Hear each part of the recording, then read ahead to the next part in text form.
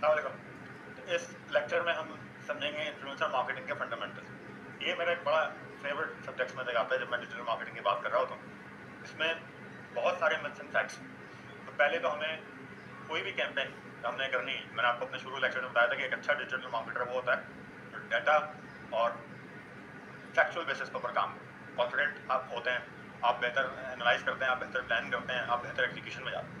तो जब भी हम कोई चीज़ प्लान करते हैं तो उसके पीछे एक मुस्बत फैक्ट्स होने चाहिए, उसके मिथ्स के ऊपर हम कोई चीज़ हमने डेवलप अगर हम कर देते हैं तो हम अपना कॉन्फिडेंस भी लूज़ करते हैं, उससे रिजल्ट भी नहीं आते हैं, देन हम डीमोटिवेट होते हैं और एट द एंड हम कंफ्यूजन का शिकार हो जाते हैं कि उन्होंने क्या करना, ये चीज़ काम क्यों नहीं की। इन्फ्लुएंसर मार्केटिंग भी डिजिटल मार्केटिंग का पार्ट है।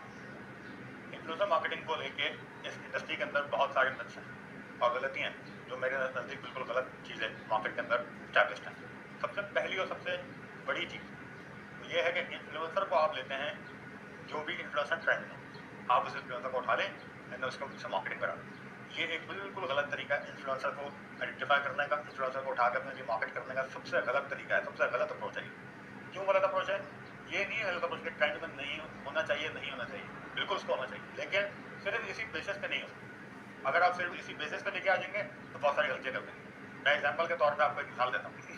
एक अगर आप एक इन्फ्लुएंसर है जो कि अब्यूसिव लैंग्वेज इस्तेमाल करता है, जो कि फैमिली व्लॉगिंग करता है, जो कि बहुत सारे ऐसी चीज़ें इस्तेमाल करते बातें करते जो आप फैमिली के साथ नहीं देख सकते, आप उसको उठा के अगर आपका एक बिजनेस है, आप पुराने अकेडमी चलाते हैं तो आप वो प्रोडक्ट नहीं बेच सकते उसके साथ, और तो वो ट्रेंड में होगा। इस तरह सिर्फ यही चीज़ देखना, ये बिल्कुल गलत अप्रोच है एक इन्फ्लुएंसर को आइडेंटिफाई करने के लिए अपने बिजनेस को। पहली चीज़। दूसरी चीज़ ये कि मार्केट में एक और बात है और जो बड़ी आम है और मुझे हैरत होती है सुन के जब लोग बात करते हैं कि इन्फ्लुएंसर मार्केटिंग में मतलब लेकिन क्यों सेल्स बूस्ट। इन्फ्लुएंसर कभी इसलिए आता ही नहीं। इन्फ्लुएंसर मार्केटिंग का सिर्फ और सिर्फ एक मकसद होता है, that is brand authority establish करना। ब्रांड अथॉरिटी कैसे इस्टेब्लिश होती है? ब्रांड अथॉरिटी और क्या होती है? ब्रांड अथॉरिटी होती है कि अगर आप टी शर्ट बेच रहे हैं और यूज टी शर्ट बेच रहे हैं तो सबसे पहला आपका जहन जिस ब्रांड की तरफ जाना चाहिए वो आपका ब्रांड, ये अथॉरिटी है। या आप इसको इस तरह कह लें कि अगर मैंने 5 लाख रुपए का फ़ोन खरीदा तो आपके जहन में सबसे पहला फ़ोन कौन सा है? एप्पल। मेजॉरिटी के अंदर एप्पल है। इसको तीसरी अप्रोच से समझाया, आपके पास एक कोई नया प्रोडक्ट है लेकिन आप उस प्रोडक्ट को लेने में झिझक रहे हैं। 10,000 का प्रोडक्ट आप बहुत आप 10,000 रुपये यूटिलाइज कर सकते हैं, आप 10,000 रुपये की बहुत सारे लोग तो सिगरेट पी जाते हैं, 10,000 रुपये का एक दिन में खाना खा जाते हैं। तो अफोर्डेबिलिटी का कभी मसला नहीं होता, वो मसला ये होता है कि 10,000 रुपये प्रोडक्ट मैं खरीदूंगा कि ये मैंने तो यूज ही नहीं किया, ये तो नया ब्रांड है, ये तो इस ब्रांड ने की नया प्रोडक्ट लॉन्च किया। आपने देखा होगा कोई नया प्रोडक्ट लॉन्च करता है तो हम वेट करते हैं उसका रिव्यूज क्यों करते हैं? क्योंकि हम हमारी परसेप्शन के अंदर कंफ्यूजन होती है, हम उसको परसीव नहीं कर पा रहे होते कि यार ये आपको जज नहीं कर पा रहे होते, हम डाउट में होता है उसको ले नहीं लें, इसके अंदर ये प्रॉब्लम होने चाहिए, ये ले लिया तो ये हो जाएगा, डायलेमास होते हैं, कंफ्यूजन होते हैं। इस चीज़ को तोड़ने के लिए हम इन्फ्लुएंसर लेते हैं। क्यों लेते हैं? क्योंकि इन्फ्लुएंसर का वर्ड ही इसमें से आपको ये समझ में आए, इन्फ्लुएंसर इन्फ्लुएंस करता है, इन्फ्लुएंसर से आप इन्फ्लुएंस हो। आप अगर आप उस इन्फ्लुएंसर को फॉलो करते हैं तो जो लोग अगर एक सेट ऑफ ऑडियंस है और वो इरफान जुनेजो को इन्फ्लुएंसर कहती है या उसको फॉलो करती है तो इरफान के वो फैन है, डाई हार्ड फैन, एक सेट ऑफ ऑडियंस होगा जो वेट करेगा इरफान जुनेजो कौन सा प्रोडक्ट बताएगा कि अच्छा है, हम वो प्रोडक्ट लेने के लिए शायद तैयार हो जाए। पॉसिबिलिटी बढ़ जाएगी, कंफर्मेशन नहीं हो सकती। मार्केटिंग के अंदर कंफर्म रिजल्ट कोई नहीं दे सकता खुदा ताला के अलावा, ठीक है? तो आप हमेशा पॉसिबिलिटी को क्रिएट करते हैं, पॉसिबिलिटी को इंक्रीज करते हैं डिजिटल मार्केट। तो पॉसिबिलिटी को इंक्रीज करने के लिए अगर इरफान जुनेजो के फॉलोअर्स को अगर आपको प्रोडक्ट बेचना है तो आपने देखना पड़ेगा कि इरफान जुनेजो को हम अपने पास लेकर आए और फिर ऑडियंस देखेगी कि इरफान जुनेजो ने प्रोडक्ट बेचा है या इरफान इसको एंडोर्स किया है या इसको इसके बारे में अच्छे रिव्यू दिए, तो हम उसको शायद वो कन्विंस हो जाए, पॉसिबिलिटी क्रिएट हो जाएगी वहाँ पर उनकी परचेज करने की। इसलिए यूज़ करते हैं इन्फ्लुएंसर को, ताकि वो इन्फ्लुएंस करे, आपकी ब्रांड अथॉरिटी, ब्रांड स्ट्रेंथ को इन्हांस करे और लोगों की जो कन्फ्यूजन, डाउट, डायलेमास हैं उनको दूर किया जाए। इसलिए लेकर आते हैं इन्फ्लुएंसर। इन्फ्लुएंसर सेल्स के लिए नहीं लेकर आते कि इसको लेकर आएंगे भाई 1 मिलियन उसको देंगे, 2 मिलियन का रेवेन्यू जनरेट हो जाएगा। ये बिल्कुल गलत अप्रोच है, इंतहाई गलत अप्रोच है ये। हाँ, अगर आप राइट तरीके से, जब मैं आपको भी बताऊंगा कि अगर उसको लेकर आते हैं और वो आपकी ब्रांड अथॉरिटी स्टैब्लिश कर देता है तो उसका बाय प्रोडक्ट है आपको सेल मिल जाएगी। यानी अगर अथॉरिटी स्टैब्लिश हो जाएगी तो क्या हो जाए कि कोई कस्टमर आपसे नहीं खरीदेगा, बिल्कुल खरीद लेंगे। तो कभी भी अफोर्डेबिलिटी का प्रॉब्लम नहीं होती, वो एक सर्टेन पॉइंट के लिए हो सकती है। वो हो सकता है कि एक बंदे के पास पैसे आज नहीं कल हो जाए, लेकिन अगर वो कन्विंस हो गया तो वो जमा कर लेगा पैसे। वो अगर उसके पास पैसे होंगे तो उसमें खर्च करने के लिए तैयार हो जाएगा, वो वेट कर लेगा कि सैलरी आने का, तो कुछ भी हो सकता है। तो पॉसिबिलिटी वो कम हो जाती है असल मसला ब्रांड अथॉरिटी का होता है कि मैं ये प्रोडक्ट क्यों लूँ, मैं वो दूसरा प्रोडक्ट क्यों नहीं ले सकता। इसको स्टैब्लिश करने के लिए इन्फ्लुएंसर मार्केटिंग की जाती है। तो सबसे पहले आपने दो चीज़ें लाजमी अपने ध्यान में रखनी है। तो अगले समझते हैं कि इन्फ्लुएंसर मार्केटिंग की फिर राइट अप्रोच क्या। तो मैं बार बार आपको थोड़ी सी फ्रस्ट्रेटिंग लग रही होगी बात, मैं हर दफ़ा आपको आके ये बात करता हूँ। जैसे मैं आपको बता रहा हूँ, ये कम्युनिकेशन स्ट्रेटजी का पार्ट है बेसिकली। हम उसी अभी सब्जेक्ट के अंदर रहते हुए चीज़ों को एक्सप्लोर कर रहे हैं। अब आप भी देखें कि हर जगह जब भी कोई टॉपिक शुरू होता है तो मैं कहता हूँ कि भाई डिजिटल मार्केटिंग का कोई ब्लूप्रिंट नहीं, कम्युनिकेशन स्ट्रेटजी का ब्लूप्रिंट नहीं, इसी तरीके की इन्फ्लुएंसर मार्केटिंग का भी कोई ब्लूप्रिंट नहीं। और ये ब्लूप्रिंट है ही नहीं। मैं आपको ये समझाने की कोशिश करूँगा, अगर ब्लूप्रिंट ईजाद हो जाए तो मैं गारंटीड रिजल्ट देने की पोजिशन में कोई मार्केटर दे ही नहीं सकता। ठीक है, मैं पॉसिबिलिटीज़ को हाई करूँ तो मेरी मिस्टेक से चांस हो सकते हैं, लेकिन मैं मेजॉरिटी काम ठीक कर रहा हूँ। इस मेजॉरिटी काम ठीक करने के लिए जो उसूली बातें हैं वो मैं आपको बता देता हूँ, जिस पर मैं भी कॉन्फिडेंट हूँ, जिस पर मार्केट भी कॉन्फिडेंट होती है, और आप देखेंगे तो आपको समझ में आ जाएगा बड़ा ईजी। आगे चलते मैं आपको बताता हूँ कि इसके फंडामेंटल्स क्या क्या हैं। सबसे पहली चीज़ आपने डिफाइन करें गोल। गोल डिफाइन क्या करें कि भाई आप इन्फ्लुएंसर, जाहिर बात है इन्फ्लुएंसर मार्केटिंग के अंदर और कम्युनिकेशन स्ट्रेटजी के अंदर रहते हुए इन्फ्लुएंसर मार्केटिंग पढ़ना ये आपको ध्यान में रखें।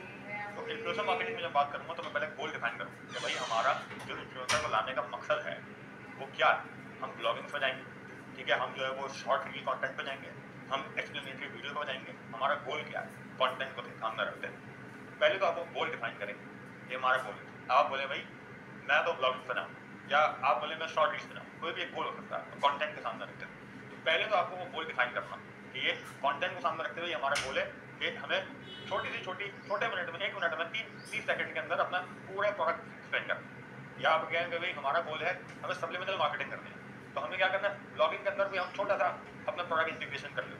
आप अपना पहले गोल डिफाइन करें। दूसरा जो पार्ट है इसका, जो आपको ध्यान में रखनी है, सारे टिक होने चाहिए आपको, सब कुछ करना है आपने, ऐसा नहीं कि वो कर लेते हैं ये छोड़ देते हैं।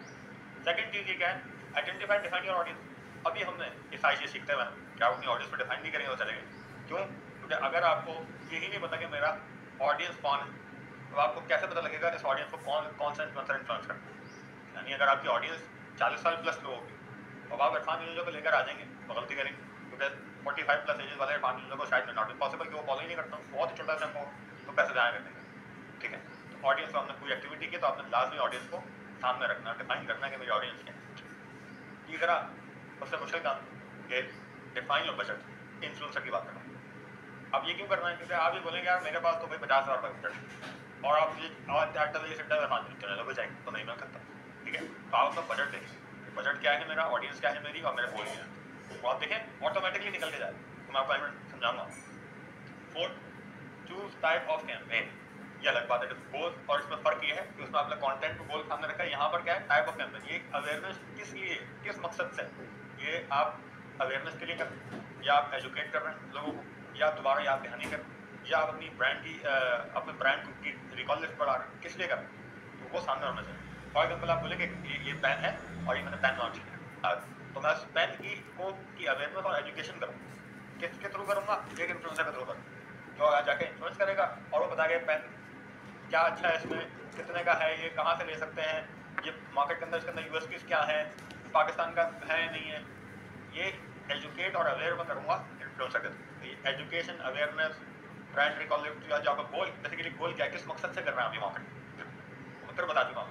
सेल्स मकसद नहीं हो सकता, ये नहीं कह सकते मेरे पास सेल्स अच्छे हैं, मकसद कुछ और होना चाहिए। इन्फ्लुएंसर के लाने का मकसद आपको समझा, तो उस मकसद को, बड़े मकसद को आपके सामने रखना ही रखना कि ब्रांड अथॉरिटी मैंने एस्टैब्लिश करनी है। कैसे कर सकता हूँ, अवेयरनेस के थ्रू कर सकता हूँ, एजुकेशन के थ्रू कर सकता हूँ, ब्रांड रिकॉल के थ्रू कर सकता हूँ, ब्रांड की स्टैंड पर बात कर सकता हूँ, ब्रांड के ऊपर बात करूँगा, किस पे बात करूँ, ब्रांड इसकी पेन की यूएसपी से बात करूँ, इसकी प्राइस से बात करूँ, ऐसी क्या बात करूँगा इन्फ्लुएंस हो जाएगा सामने वाली ऑडियंस। जैसे वो इन्फ्लुएंस हो जाएगी वो बाय करने के लिए तैयार होगी, और उसका बाय प्रोडक्ट नहीं निकलेगा कि आपके पास सेल्स अच्छी आ जाए।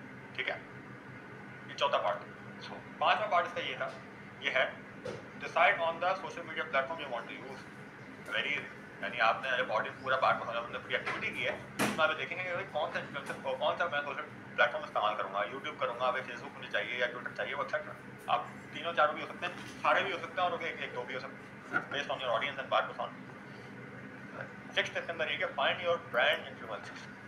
देख कितना आसान हो, यानी अब आप देखेंगे कि भाई अब इसको एग्जाम्पल ले लेते हैं, गोल मेरा शॉर्ट रील्स होने चाहिए, एग्जाम्पल दे रहा हूँ। दूसरा आइडेंटिफाई डिफाइन योर ऑडियंस।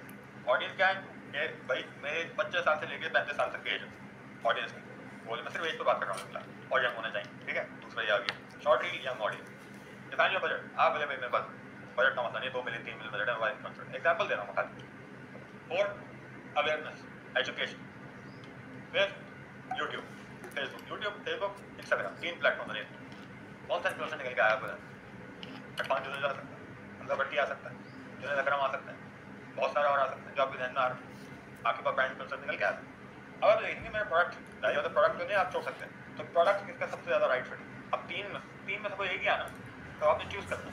अगर एजुकेशन प्रोडक्ट है, एजुकेशन के ऊपर प्रोडक्ट है, जैसे ये प्लेटफॉर्म इटसेल्फ एक एजुकेशनल प्लेटफॉर्म, तो इसकी मार्केटिंग का फिर बेहतरीन अगर कोई इन्फ्लुएंसर मेरे नज़दीक को जुनेद अकरम। अगर खाने पीने की कोई चीज़ की मैं बात करें, तो क्या आपको पता है कि हमजा भट्टी बेहतरीन हो जाए? आप ये बात बोलें कि अगर ट्रैवल रिलेटेड कोई बात करनी है, लाइफ स्टाइल के ऊपर मुझे कोई बात करें, तो मेरे नज़दीक 5 मिनट सबसे अच्छा आ जाएगा। हमजा भट्टी भी आ सकता है, लेकिन 5 मिनट की ज़्यादा अच्छी इसमें फॉलोइंग। देखा आपने कि वही एक्टिविटी से गुजरे और ऑटोमेटिकली ब्रांड इन्फ्लुएंसर आपको निकल के सामने। अब आप क्या करते हैं, उल्टा रखें। आपसे मुराद मार्केटिंग, इन्फ्लुएंसर पहले निकालते हैं और फिर उसको फिट करने की कोशिश करते हैं। तो क्या होता है कि आपने गलत एक गोल डिफाइन किया, कि सेल चाहिए और एक ट्रेंड में इसको नॉट गलत। पहले आपने 6 पॉइंट को पहले किया एंड देन उसको फिट करने की कोशिश की। क्या आप में से कुछ ऐसा बुलवा लूँ कि लोग मैं मिस्टर सीधा खरीद, बल्कि रिवर्स होना, यहाँ से जाना है खुद निकलेगा इन्फ्लुएंसर क्या होना चाहिए। आप उस इन्फ्लुएंसर को परखेंगे इन 5 पॉइंट्स को, कि वो फिट होता है नहीं होता। फिर आप ये कहेंगे कि भाई मेरा प्रोडक्ट को सामने रखते हुए ये ब्रांड इन्फ्लुएंसर्स के आगे एस लगा, यहाँ पे एक भी निकालना आपने, 4-5 निकालना। फिर आप इसको देखेंगे कि भाई ये सारी एक्टिविटी का 5 मेरे सामने रहने आ रहा है। अब 5 के अकॉर्डिंगली जो मेरे बजट में भी आ रहे हैं, जो मेरी गोल में भी डिफाइन हो रहे हैं, जो मेरी कैंपेन से भी रिलेटेड है, जो मेरे प्रोडक्ट से भी रिलेटेड है, ये 5 आ गए मेरे पास। अब इन 5 को अंदर मैं किसको प्रायोरिटाइज कर सकता हूँ? सारे ले सकता हूँ, सारे ले। अगर आप बजट जान देते हैं सारे ले, आप बजट एक ही जान देता है, एक उसमें से चूज करना पड़ेगा, प्रायोरिटाइज करना पड़ेगा, और ऑटोमेटिकली हो ये करेंगे तो ऑटोमेटिकली इसी तरीके से कम्युनिकेशन स्ट्रेटजी निकलेगा। ये भी कम्युनिकेशन स्ट्रेटजी का पार्ट, नॉन वर्बल कम्युनिकेशन। अब इसके अंदर वर्बल नॉन वर्बल दोनों आएंगे। नॉन वर्बल क्या है? एक वो इन्फ्लुएंस, एक वो पर्सोनल बंदे का, एक उसका एनवायरनमेंट, एक उसके फॉलोअरशिप की एक फेम, वो एक नॉन वर्बल कम्युनिकेशन का पार्ट हो जाती है। एंड देन वो जो बंदा आगे कम्युनिकेट करता है, वो उसकी अपनी खासियत ही है, ये सिर्फ वो इन्फ्लुएंसर। यानी अगर जुनेद भाई अपनी स्टाइल से बात करेंगे तो वो इन्फ्लुएंस करेंगे, हमजा भट्टी अपने स्टाइल में बात करेगा उससे इन्फ्लुएंस क्रिएट हो, बट ये जुनेद जो अपने स्टाइल में बात करेगा उससे इन्फ्लुएंस क्रिएट हो। लेकिन जरूरी क्या है, उसकी ऑडियंस उसके पास होनी चाहिए। अगर उसकी ऑडियंस के पास नहीं तो आप जबरदस्ती फिट करने की कोशिश करेंगे, होगा नहीं। 7th पार्ट, अब ये पार्ट उसको जज करते हैं। अब आपने 5 इन्फ्लुएंसर निकाल लिया, आपने देखा भाई जुनेद अकरम तो इस वक्त ट्रेंड में नहीं, एग्जाम्पल में खाली, तो इस वक्त ट्रेंड में क्या तीनों फिट हो रहे हैं, भट्टी जुनेद और जुनेद अकरम, तीनों फिट हो रहे हैं। अब आप देखेंगे ट्रेंड में कौन है। अगर तीनों फिट हो रहे हैं तो अब आप देखेंगे जो सबसे ज़्यादा ट्रेंड में इस वक्त है, या जिसकी हाइट सबसे ज़्यादा है, या लोग जिसको सबसे ज़्यादा सुन रहे हैं, इनमें से वो आप प्रायोरिटाइज करें। और जाहिर बात है राइट फिट इंपॉर्टेंट, ऐसा नहीं हो सकता कि भाई आप अपनी मर्जी से लेके आए। अब आप जाएंगे कंटेंट क्रिएट करते हैं। अब यहाँ एक पॉइंट बहुत ज़रूरी है जो मैं अपने स्टूडेंट्स को एजुकेट करना चाहता हूँ, वो ये है कि जब भी आप इन्फ्लुएंसर को लेकर आते हैं तो आप मकसद सामने रखें। तो मकसद आपके सामने होगा, आपको इन्फ्लुएंस करेगा ये उस सेट ऑफ ऑडियंस को जो मेरी और इसकी ऑडियंस मैच कर रही है, अलाइन कर रही है, इसलिए हम उसके पास जा रहे हैं। यानी जो मुझे कस्टमर चाहिए वो उसके पास ऑलरेडी मौजूद है। अब आप ये देखें कि पूरी ज़िंदगी उस इन्फ्लुएंसर ने उठाकर उस ऑडियंस को इन्फ्लुएंस किया। कैसे किया है? अपनी लैंग्वेज, अपने टोन, अपने स्टाइल। जब किया है तो अब क्योंकि कैंपेन कॉन्टेंट बनाने की बात आ रही है, तो अब हम क्या करते हैं, गलती सबसे बड़ी, चौथी और आखिरी बड़ी गलती, हम उसको देते हैं स्क्रिप्ट, कहते हैं ये आपने फॉलो कर दिया। तो क्या होता है, वो स्क्रिप्ट लिखती है, वो कभी ना उसकी टोन होती है ना वो स्टाइल से बात करता है। तो आप ये तमाम एक्टिविटी करने के बाद भी अपनी इन्फ्लुएंसर मार्केटिंग को ज़ाया कर सकते हैं। तो अभी आप क्या करेंगे, आप उसको सिर्फ पॉइंटर्स देंगे तो भाई ये पेन बेचना है, आपने इसमें 3 बातों का ख्याल रखना, इसमें 4 भी हो सकती है, इसमें 1 भी हो सकती है, कि भाई इस पेन ये मेड इन पाकिस्तान है, ये लाजमी बताना, इसकी ये बहुत अफोर्डेबल है, ये दूसरा पॉइंट है, ये ऑनलाइन ही मिलेगा, इसका हमारे पास स्टोर अभी फिलहाल अवेलेबल नहीं है, तो एक पॉइंट सेक्शन प्रॉपर होना चाहिए। 3 पॉइंट्स मैंने आपको दे दिए।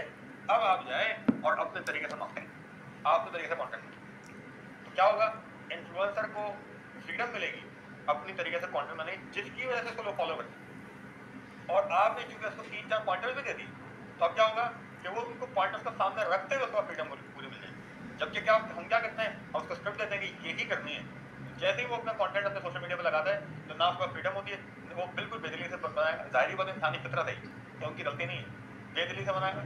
बेदली अगर वो दिल लगा के कर भी ले तब भी वो बात नहीं आएगी उसके अंदर, और जाहिर बात है जब वो बेदली से या वो उस तरह बात नहीं आती जिस वजह से लोग उसको फॉलो करते हैं, जब उसको मिलेंगे नहीं लोगों को कंटेंट, वो टोन, वो स्टाइल, तो क्या होगा, जो इन्फ्लुएंस करना आप निकले वो इन्फ्लुएंस ही नहीं होगा। तो ये तमाम चीज़ें आपने जहन में रखनी होती हैं। और फिर आखिरी पार्ट, इसका जो 9 पार्ट है, जब कंटेंट वो बन जाता है फिर आप उसको उनके सोशल मीडिया चैनल पर अपलोड करवाते हैं और उनसे कोलैबोरेटर एक्सेस लेके अपने पास प्लेट कैंपेन अगर आपको ऐड चलाना है तो वो आप वो भी चला सकते हैं। ये है पूरा इन्फ्लुएंसर मार्केटिंग का मकसद। और ये कम्युनिकेशन स्ट्रैटेजी में इसलिए आता है क्योंकि आप एक इन्फ्लुएंसर को लेकर आ रहे हैं, अपनी कम्युनिकेशन स्ट्रैटेजी का पार्ट बना रहे हैं, और आपकी कम्युनिकेशन स्ट्रैटेजी ये है कि मैं इन्फ्लुएंस के साथ कम्युनिकेट करूँ। इन्फ्लुएंस के साथ कम्युनिकेट करने का मकसद ये होगा कि मैं ब्रांड थॉट इस्टेब्लिश करूँगा, जिससे अल्टीमेटली पॉसिबिलिटी क्रिएट होगी कि मेरे पास सेल्स ड्राइव हो जाए। तो ये पूरा मकसद होता है इन्फ्लुएंसर मार्केटिंग का। अगले लेक्चर में इंशाल्लाह हम इस देखेंगे कि कल्चरल फिट, जो मैंने आपको इससे पिछले लेक्चर में बताई थी कि लोकल कल्चरल फिट कंटेंट का, और इस पूरी हमने डिस्कशन की कम्युनिकेशन स्ट्रेटजी, इसको एक लाइव प्रैक्टिकल केस स्टडी जो पाकिस्तान के अंदर हुई है उसको सामने रखकर देखेंगे कि तमाम चीज़ें उन्होंने कैसे की और ये तमाम चीज़ें खुद ब खुद कैसे निकल के आती। नेक्स्ट लेक्चर में आपसे इसमें मुलाकात होगी। आज तक के लिए इतना ही। अल्लाह हाफ़िज़।